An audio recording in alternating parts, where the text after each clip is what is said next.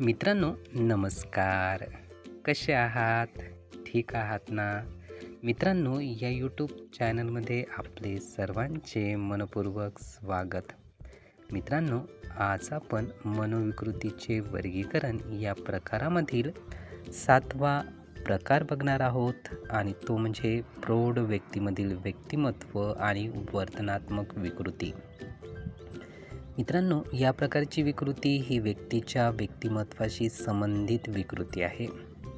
यामध्ये व्यक्तीला आपल्या वर्तनाबद्दल माहिती असते, तरीसुद्धा व्यक्ती स्वतःच्या वर्तनाला सुधारण्याचा प्रयत्न करीत नाही.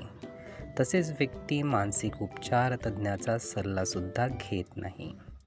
या प्रकारची विकृती ही पूर्ण वयस्क जीवनापर्यंत सोबत असते.